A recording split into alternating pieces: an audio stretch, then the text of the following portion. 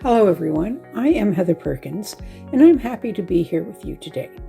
I was diagnosed with PBC in 2017 when a new rheumatologist reviewed my records and felt that the extreme fatigue that I've been suffering with for years might be related to a liver disease. My brother had been diagnosed with PBC, so I was already familiar with it. I tested positive and started treatment. As we know, the treatment doesn't eliminate fatigue, but I've learned some important coping mechanisms over the years. Today, I volunteer my time to the Canadian PBC Society as the regional coordinator for Nova Scotia and Prince Edward Island. We are often told that nothing can be done about fatigue. I certainly find this very frustrating. Today, we have an opportunity to have some light shed on this important topic. Please join me in welcoming Dr. Mark Swain on the topic, Are we getting closer to understanding PBC fatigue? Dr. Mark Swain.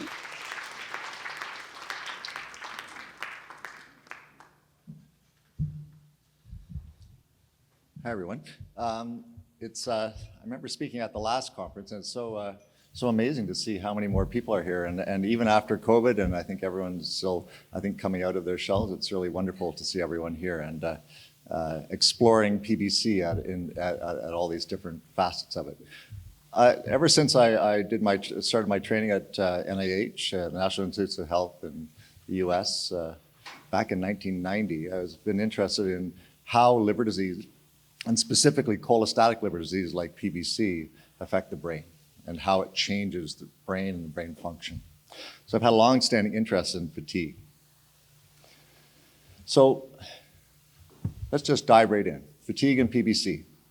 So I'm going to spend a little bit of time just about fatigue, like one slide, about fatigue and PBC. I'm going to talk a lot about how PBC impacts the brain. Some of the studies that we've been doing looking at changes that happen in the brain as part of PBC. I'm not going to really talk about how treatments and approaches because Cynthia Levy is going to talk more about that later.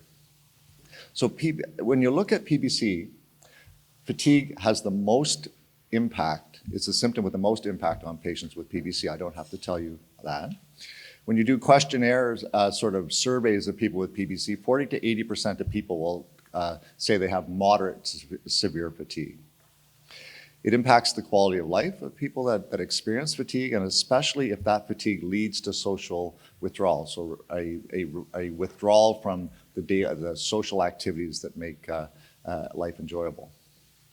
And it's commonly associated with altered mood when you look in questionnaire, like depression, anxiety. Those sort of symptoms are very commonly associated. And there's a huge overlap between depressive symptoms and fatigue. So when I think of fatigue, I actually divide fatigue into two sort of things. I divide fatigue into central fatigue and peripheral fatigue. I think it just really makes it easier to understand. So when people talk about central fatigue, that means changes in the brain, so how the brain is functioning. When people talk about peripheral fatigue, they're talking really about how the muscles are working and how the nerves that go to those muscles are making those muscles work. So when people have peripheral fatigue, it's like when you're exercising and you get tired and your muscles get weaker and you stop. That's peripheral fatigue. Central fatigue is different. So what I'm going to hopefully highlight is that most of the fatigue in PBC is really central fatigue. It's not so much peripheral fatigue. It's not typically that people say that when I start to, walk on it, when I'm doing my daily activities, if I'm walking, that my muscles get weak. It's usually more of that my engines run out, my battery's not there, I just can't seem to do it, I can't get up and do it, which is not a typical symptom sort of complex that you would see in peripheral fatigue. That's more of a central fatigue. And so when you look at central fatigue, you can divide it into two sort of main categories. One is physiological. We all know that like when we're 16 or whatever, that when we do too much, we get tired, and we rest. And when we stop resting, we're energized and we go back and do it again. We can restore that fatigue. We can recover from that fatigue. And often it can be associated with sleepiness and boredom, right? And then there's pathological fatigue. So this is fatigue that is not really alleviated by rest. It doesn't not really even necessarily related to activity. It's just there. And so you might be sitting there and thinking that you want to do something, but you don't do it, okay? And then when you look at how people measure fatigue, people often use questionnaires, and these are subjective. And what subjective means, it means it's what people say, it's their feelings, it's their opinion. And the problem with medicine is that medicine is built around objective stuff. What's your alk phos? What's your ALT? What's your ultrasound show? And so when people say, I feel this, it's inherently challenging for physicians to say, well, tell me about that. Let's talk about that. Typically they say, well, your alk phos is doing great, right? And so we focus on objective things, and it just makes appointments go faster, and that's the traditional way medicine deals with subjective versus objective. So when people are asked about how they feel, about fatigue, they'll describe things like, I have difficulty performing physical tasks, which is physical fatigue from a central component on a questionnaire. Mental fatigue, I have difficulties concentrating. I just can't think clearly. That's mental fatigue, subjectively. I don't want to do anything. That's a lack of motivation. Or I just don't feel I can do that. You can't get motivated to do it. These are all subjective symptoms. Objective things are like, well, I'm on a treadmill and I just can't walk as far. That's an objective thing. I stop at 5 minutes where, normal's 8 minutes. That's objective. Mental fatigue, objectively, is you do a computer program and you just have to stop because you just can't keep going because you're mentally fatigued. So you stop at a certain time. And then lack of motivation, if especially in sort of animal models, if you're given a reward for doing something, like say you're doing a thing where you get money or something, then that hedonic reward, which is money, that you just have a less of an interest or a reduced kind of effort to obtain that. These are objective things that you can measure, all right? So what I'm going to try to highlight is that I'm very interested in trying to find, and what I've spent a lot of time doing, is trying to find objective measures of brain changes in people with PBC so that people with PBC can say, aha, my brain is different, and this may very well be driving my symptoms. So when I think of fatigue and PBC, I think of this. I think of, you've got a liver disease, which is, the liver's not stuck in the brain, it's down here on our right side, right? And so there has to be a connection between what's going on in the liver, that inflammation, that damage in the liver, and that signal from that damaged liver has to get to the brain. So there has to be signaling pathways, which I spent a lot of time on studying, but I'm not going to talk about them today. Then those pathways have to lead to some change in brain function. There has to be a change in the brain, because that's what leads to central fatigue and symptoms that come from the brain, like depression and anxiety. These are all coming from changes in the brain, and that's altered behavior. And so I'm going to come back to this thing about reward motivation a lot, because really the current theory about central fatigue is based on that. It's based on this balance that's happening all the time in our brains. We're not thinking about it. Everything we do is this balance, and it's a balance between motivation, so the effort that you have to do something, it could be absolutely anything, and the potential reward you get from that. So so there are very specific parts of our brain that regulate that always. Every decision, everything we do is a balance between motivation and reward. And so this is the only sort of thing I'm going to show like this, but basically, when you think of the brain, there are certain parts of the brain that are the higher centers in our brain, like they call the cortex, the top part of the big chunk of our brain. That's really where we take all this information and we process it into sort of thoughts and actions, and then it goes down and we do stuff.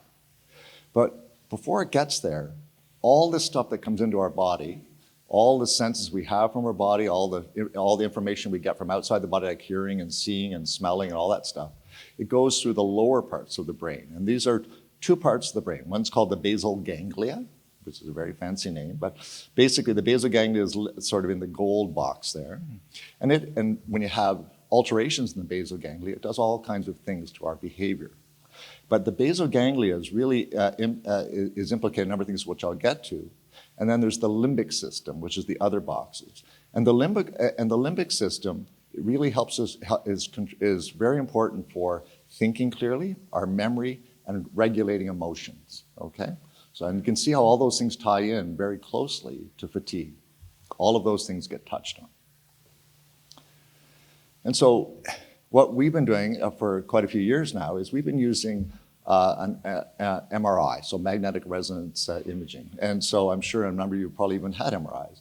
So it's this type of machine that you go into. And when we think of MRIs, we kind of think of like a emergent movie or a House or something where they put something like that up. And that's an MRI of a brain, right? And so you go, okay, well, that's an MRI. And that's, I can see structures in there and all that kind of stuff. And if there was a tumor there, I could see that and that sort of thing.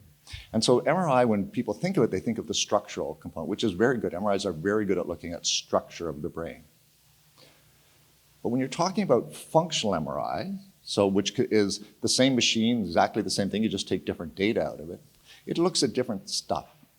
And so it tells us more about functioning of the brain, not so much about structure, although you can get the structure stuff out, and I will talk about that.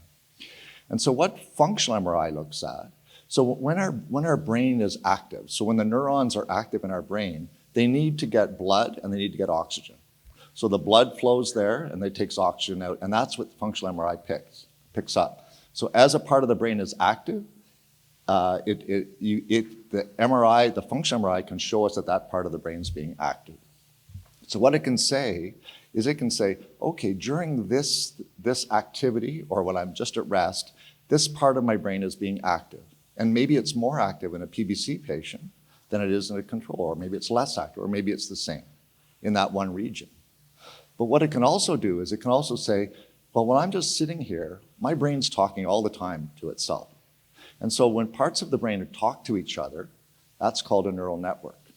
And so we have all kinds of networks in our brain that regulate all of our behavior. So different parts of the brain, they activate at the same time, they're a network. And so you can have parts of those brains that get activated together, robustly together, and that's a very strong connection, functional connectivity.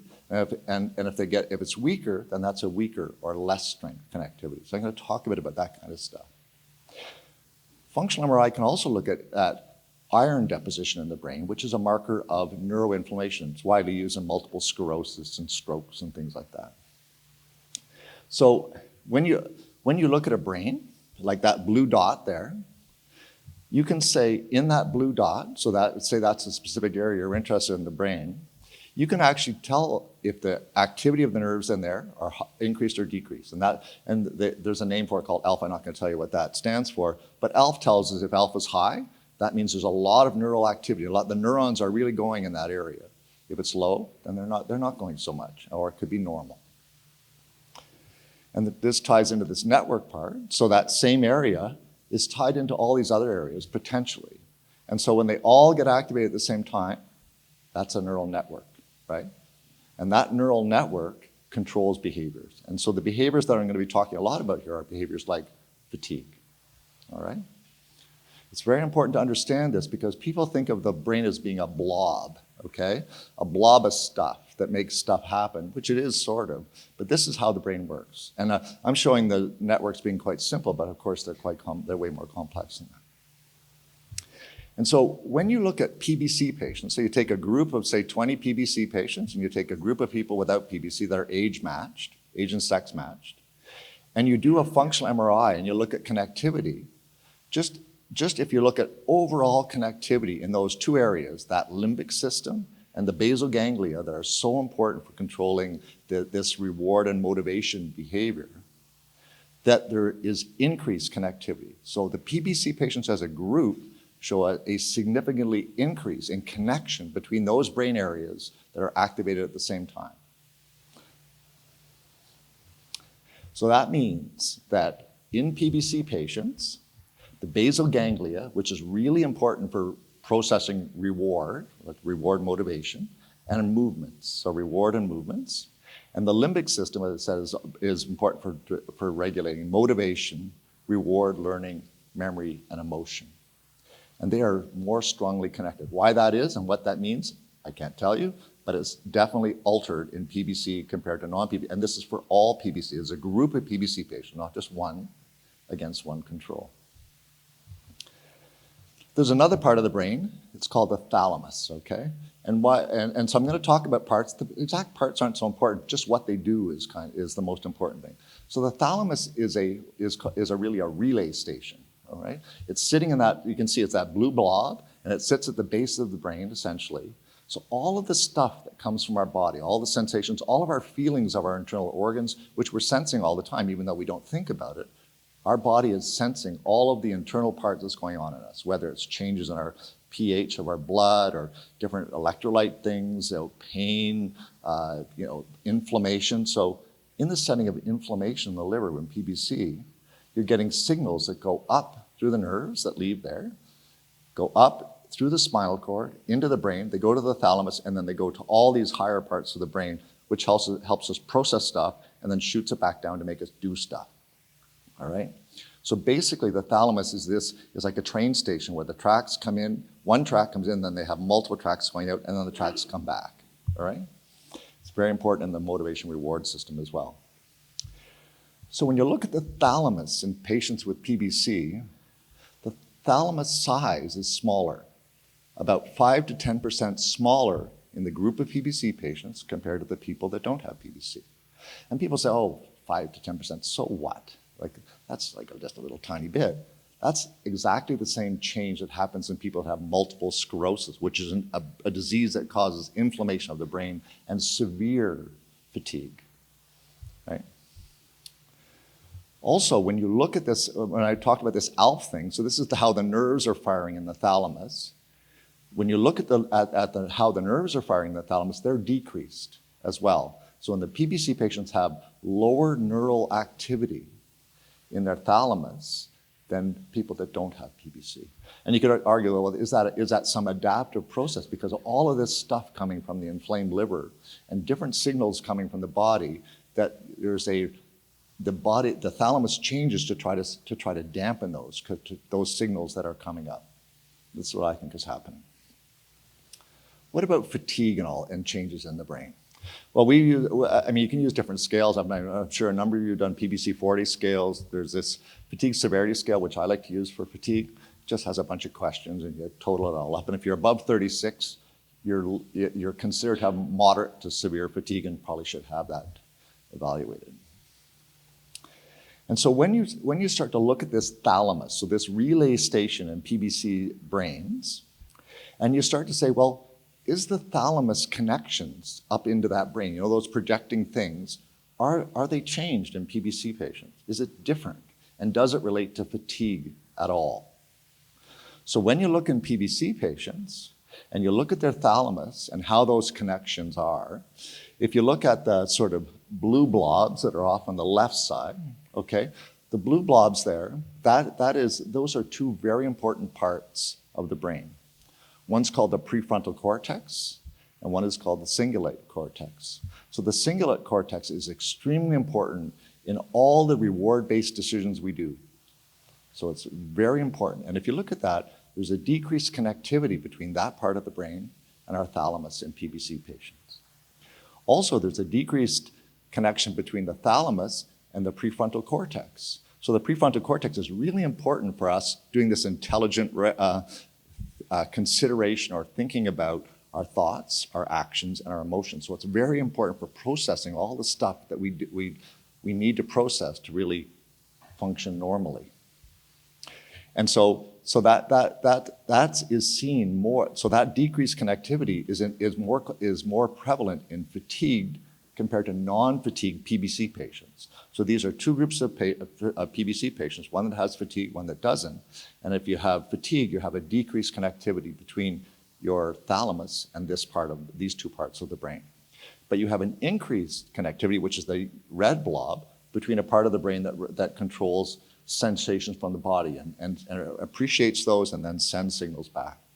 So there's a change in the brain in fatigue versus non-fatigue on how the higher parts of the brain link to the thalamus. So the basal ganglia has a number of parts, so I'm just going to talk about the putamen, okay? The putamen is sort of a weird name, but it has a really important role in learning and motor control, also very important in reward. So this reward thing is going to keep coming up over and over again, and cognitive function. So cognitive function is brain fog, right? If you don't have good cognitive function, you're not thinking clearly, that's what people often call brain fog. And so when you look at the putamen and its connectivity, so the same thing like the thalamus where all these things shoot out, the putamen has all these connections to different parts of the brain, that you actually see an increased connectivity, so an increased strength of this or synchronicity of the putamen with these parts of the brain that control movements and sensory input from the body.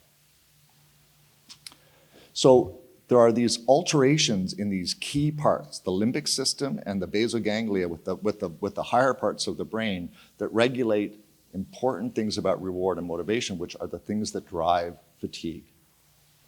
So there are other abnormalities that you could find in PBC brains. Is the brain otherwise perfectly normal? Well, so the hippocampus is a very important part of the brain. It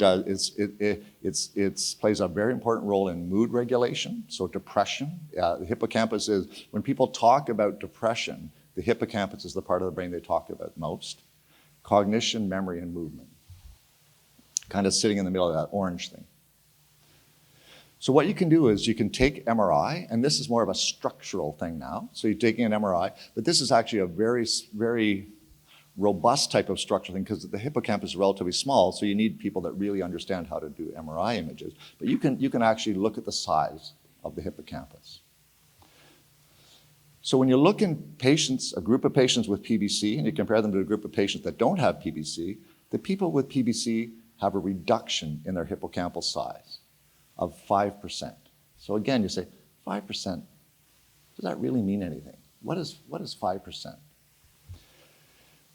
Well, when you look at hippocampal size changes, so when that 5% is the same size change that you see in people that have major depressive disorder. All right? It's actually considered to be the most robust MRI finding in major depressive disorder that you can find is that reduction in hippocampal size. And when people do exercise programs and some antidepressants, the hippocampal size can go back to normal. So this 5% is a huge change. It's also seen in disease like Alzheimer's disease, where cognitive impairment, so brain fog, is very important. I said MRI can also be used to look at inflammation, right? And so there's this thing called QSM, and the name doesn't really matter, but basically what it does is MRI, this technique of MRI actually looks at iron deposition in tissues. And iron deposition in the brain is a marker of inflammation, right? And so when you see iron that's picked up on an MRI in a tissue, that's considered to be quite a robust marker of inflammation or inflammatory damage happening in the brain, just like in the liver, right? Inflammation in the liver is what Gideon was showing with the picture, all those blue cells floating. And so when you have disease like multiple sclerosis, which is a disease of brain inflammation, they use this all the time. And also in Alzheimer's disease. And those diseases are very commonly associated with brain fog and fatigue. And so when you look at people with PBC in their brain, in the hippocampus, so this part that's gotten smaller, they have neuroinflammation. So there's a deposition of iron in their hippocampus that should not be there. So this is a marker of neuroinflammation or inflammation in the hippocampus, and very likely drives a number of these changes that we see. And so there are other brain changes in people with PBC that we can pick up using other techniques, getting away from MRI. I'm going to finish off on this technique because I think this is opening up, this other one is going to open up potential therapeutic avenues, actually.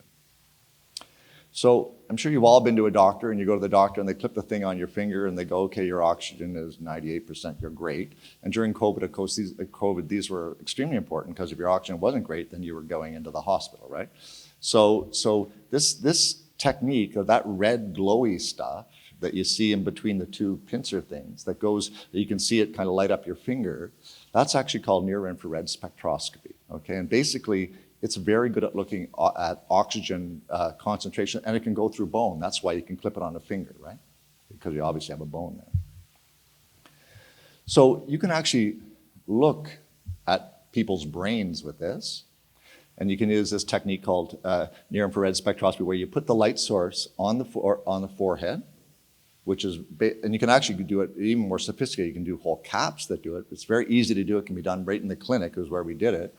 And we put it on the forehead for 5 minutes. We do both sides. And what it does, it shines the light in, and it goes about 3 centimeters into the top part of the brain, which is the cortex.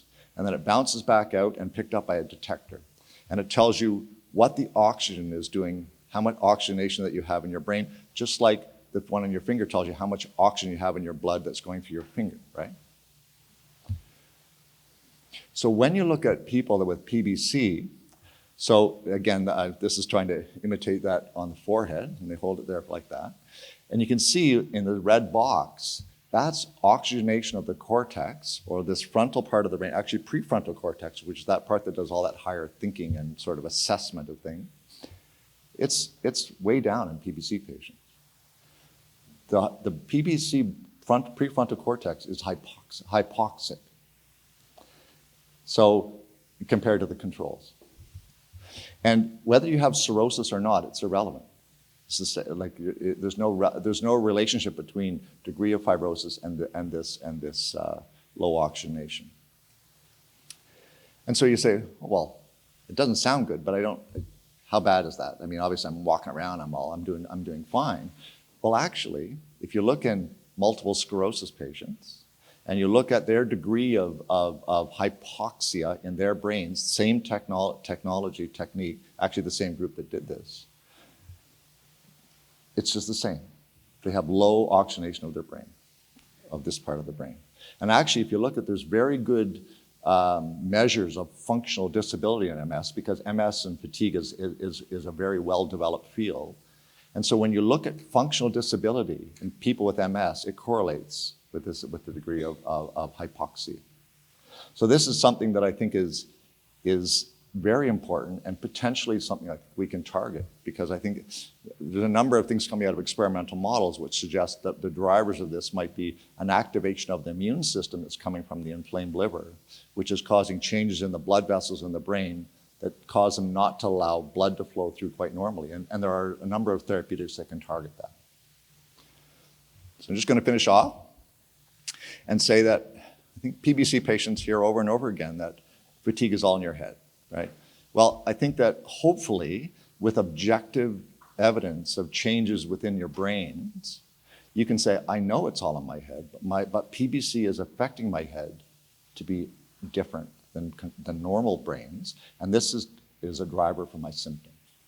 And so I think when doctors hear more and more and more about this sort of thing, they'll appreciate the objective side, and it won't be just, it's all in your head, and I just need to, we're all tired, right?